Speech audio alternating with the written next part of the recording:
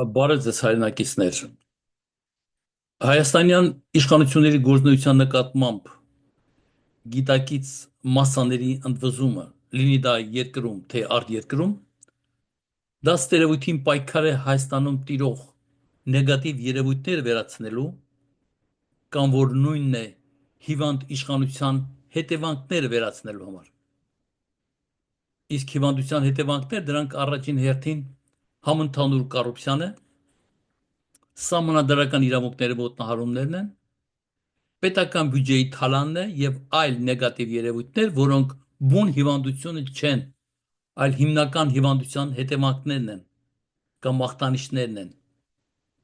Ըստ իս պետք է պայքարել ոչ թե հետևանքների վերացման,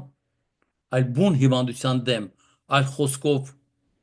բռնելով հիվանդի քիթը, որպեսզի չփռշտա, հարբուխը երբեք չի բուժվում։ Իսկ պայքար բուն հիվանդության դեմ նշանակում է առաջի հերթին իշխանափոխություն, արմատական վերափոխումներ, օրենսդիր, դատական, գործադիր համակարգերի հստակ տարանջատում, գործադիր եւ դատական մարմիններում անկուսակցական միջավայր, ընտրական օրենսդրության վերանայում, իրավախախտումների նկատմամբ քրեական գործընթաց, ինչպես նաեւ զսպման կամ հսկող մեխանիզմների անհրաժեշտություն։ Ես Վարդան Կարագյուզյանն եմ, բժշկագիտության տեղեկատվության եւ բժշկական կիբեռնետիկայի որակավորմամբ երկար տարիներ ղեկավարել եմ ամերիկյան բժշկական գիտական կենտրոնը եւ որպես հայ ազգի չեմ կարող անտարբեր լինել հայաստանյան իրականության նկատմամբ։ Թույլ տվեք անել որոշ մեկնաբանություններ։ Եկեք նկատենք, որ երկրի կառավարման հիվանդության արմատները ոչ թե հետևանքները, այլ հիվանդության արմատները գնում են անցյալ դարի 80-ականները, երբ Արցախյան հիմնախնդիրների լուծման, ինչպես նաև անկախության համար մարտնչող հայրենասեր մարդկանց հետ նույն շարքերում հայտնվեցին նաև իշխանատենչ մարդիկ, որոնք որոշ հաղթանակներից հետո միևնույն նպատակներով հավաքված բազմությունը վերածեցին բացարձակ իրավունքներով առանձին խմբերի։ Նրանք գերագնահատելով իրենց դերը Արցախյան ազատագրական պայքարում պահանջեցին արտոնյալ իրավունքներ, եկամտաբեր պաշտոններ, սեփականաշնորհներով բազմաթիվ կենսական նշանակություն ունեցող կառույցներ։ Հետևանքը եղավ այն, որ ազգային նպատակները վերածվեցին հարց ստանալու նպատակների։ Սկսվեց համատարած թալանը։ Այդ կերպ դրվեց հիվանդության հիմքը։ Շարքային քաղաքացիները, որոնք ողջավորված էին իրենց երկրի տերը զգալու ակնկալիքով, ականատես եղան սոցիալական անարդարության, վայրի թալանի, ինչպես նաև մենք տեսնում ենք եւ կարդում ենք մեր պատմիչների վկայություններում։ Իսկ հիմա մեկնաբանությունները ավելի տրամաբանական լինելու համար ուզում եմ անցնել մտքերի մեկ այլ հարթակ եւ նկատել, որ մարդկանց եւ ազգերի ճակատագրերը նմանատիպ են։ Եթե մարդու ճակատագիրը դա մարդու բնավորությունն է շուրջ 75% եւ պատահականություն շուրջ 25%, ապա ազգերի ճակատագիրը դա ազգին յուրահատուկ բնորոշ գծերն են 75% եւ գումարած 25% քաղաքական իրավիճակ կամ պատահականություն։ Մեր ազգին յուրահատուկ է դժվարությամբ հասնելու եւ հեշտությամբ զիջելու բնութագիրը։ Անվերապահորեն հավատող եւ վստահող լինելը։ Մեր ժողովրդին հատուկ է պատմությամբ եւ իրավակայությամբ ապրելը։ Մեր ժողովրդին թվում է, թե ինչ որ կատարում է շրջապատում, այն իրեն չի վերաբերվում։ Թերևս զարմանալ է, որ այսպիսի սովորություններով ինչպես են գոյատևել եւ չեն ջնջվել երկրի երեսից։ Կարծում եմ մենք ներկայումս գոյություն ունենք մեր 25% պատահականության շնորհիվ միայն։ Հայրենակիցներ, եւ որպեսզի գոյատևենք, պետք է փոխենք մեր կարծրատիպը, դառնանք իրականությունը գնահատող այնպես ինչպես որ կա, առանց երևակայության գիրք ընկնելու, սառը դադողությամբ, առանց հույսը ուրիշի վրա դնելու, դառնալ ժամանակի հետ քայլող, հակառակ դեպքում սերունդները մեծ չենների։ Իսկ հիմա վերադառնանք Նիկոլյան բառապաշարով իրական Հայաստան եւ անել որոշ վերլուծություններ, ներկայացնելով հայաստանյան խճանկարը նախանիկոլյան ժամանակներից սկսած լայն մասաների դժգոհությունները, ինչպես նաև մոտական ընտրությունները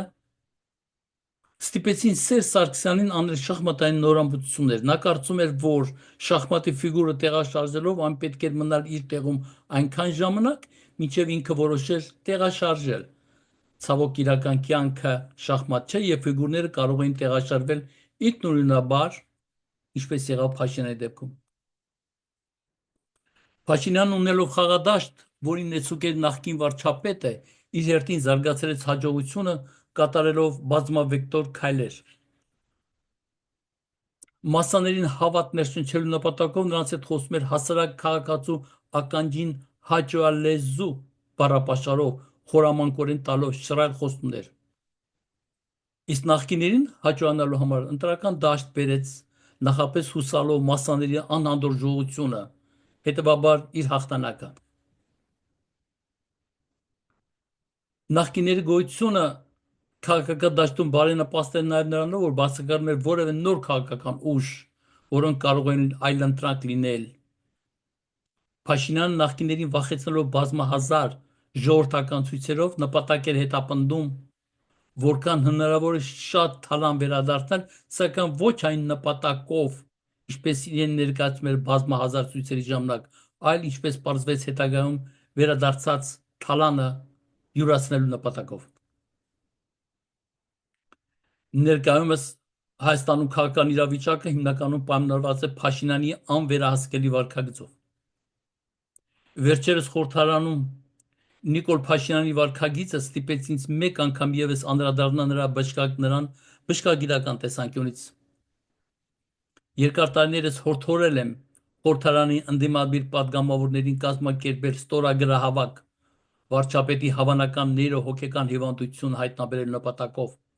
մասնագիտական հանձնաժողով ստեղծելու եւ այն ներկայացնելու Հայաստանում հավատարմագրված դիվանագիտական կառույցներին։ Իմ հորդորանքը անպատասխան է եւ կարծում եմ կլինի նաեւ այժմ։ Թույլ տվեք նկատել, որ Փաշինյանի պահելաձևը ենթադրում է պսիխոպատ անձնավորության, սակայն ակնառու վարքագիծը չի կարող ազատել նրան քրեական պատասխանատվությունից։ Այդպիսի հիվանդության դեպքում ենթադրյալ հիվանդները սկզբում կարող են լինել անհամեմատ հանգիստ, սակայն հետո կարող են վերածվել անզուսպ եւ ոչ համարժեք վարքագծով անձնավորության։ Նախկինում ես բազմիցս մանրակրկտորեն ներկայացրել եմ այդպիսի հիվանդության բոլոր բնորոշ ախտանիշները, սակայն մեկ անգամ եւս համառոտ ներկայացնեմ ձեր ուշադրությանը ներքին նյարդային եւ զգացմունքային գրգռվածություն, վստահության կորուստ, սուտ խոսելու մտքերը յուրովի ձևակերպելու հակում, անսովոր ժեստեր, ծամածռություն, թատերականություն եւ բազմաթիվ ներքին հոգեկան իրավիճակներ։ Հոգեկան անհավասարակշռված եւ հավանական հիվանդության ախտորոշման ամենավառ դրսևորից մեկ դա մտքերի անկազմակերպ թռիչքային անհասկանալի մեկնաբանություններն են կամ կրկնություններն են, որոնց ականատես ենք եղել բազմաթիվ անգամ։ Անցնելով առաջ ասեմ, որպեսզի ամբողջական լինի հանրապետությունում արկա սոցիալ բարոյական նկարագիրը, թույլ տվեք բերված նկարագրին ավելացնել նաև արկա սոցիալ բնութագիրը, որը տեղի ունենում Գյումրիում ընտրությունների կապակցությամբ։ Գյումրու քաղաքապետարանի ավականու ընտրությունները, որոնք իշխող կուսակցության երկարակության հիմնաքարերն են, հետևաբար պսիխոպատ անձնավորության եկած իշխանություն մնալու պայմաններից մեկն է։ Պետք է կանխել ամեն մի իշխանամետ ընտրություն, այն ներկա իշխանության հարատեվության երաշխիքն է։ Վերջում թույլ տվեք անել սոցիալ հոգեբանական որոշ հետևություններ։ Հայաստանում ամենաբարձր պաշտոններում հայտնվել է խնդրահարույց, առողջական, ինչու՞ չէ նաև հոգեկան խնդիրներ ունեցող պաշտոնյա իր կամակատարներով։ Այս բոլորը կարող են անմիջական ազդեցություն ունենալ այս կամ այլ պետական կարևորագույն որոշումների օբյեկտիվ եւ խելացի կայացման համար։ Այսպիսի պայմաններում առաջ է գալիս հոգեուզական հիվանդությունների հանգամանքը փաստող մասնագիտացած հանձնաժողովների գոյությունը, մասնավորապես հոգեկան սահմանային եւ ոչ սահմանային հիվանդությունների գլխուղեղի առաջին, երկրորդ ազդանշանային համակարգի դինամիկան հետազոտելու նպատակով։ Իսկ հիմա մեկնաբանությունը վերաբերում է վարչապետի աշխատակազմին։ Եթե վարչապետի աշխատակազմը տեղյակ չէ, ապա տեղեկացնեմ, որ բոլոր երկրների ղեկավարները ունեն հոգեբանական արգելքի խորհրդատուներ եւ ուշի-ուշով հետևում են հավանական հանդիպան հյուրին, կատարելով հոգեբանական ազդեցություն, միևնույն ժամանակ պահպանելով իրենց ղեկավարին հավանական կողմնակի հոգեբանական ազդեցությունից։ Հիմա Հայաստանի վարչապետը ոչ միայն ունի հոգեվիճակը պահպանող մասնագետ, այլ նաև հոգեպես անհավասարակշռված լինելով հանդիպումների է գնում ծիծաղելի, մերկ եւ խոցելի հոգեվիճակում։ Ինձ որպես մասնագետ եւ հայի անչափ ցավալի է, որ իմ հայրենիքը ներկայացնող պաշտոնյան ունի այսպիսի կարգավիճակ։ Ես Վարդան Կարագոզյանն եմ եւ ցավում եմ այն իրականությունը, որի ընթացքում մենք չենք կարողանում կարգավորել այս բոլոր հարցադրումները։ Շատ շնորհակալություն, ստեսյուն։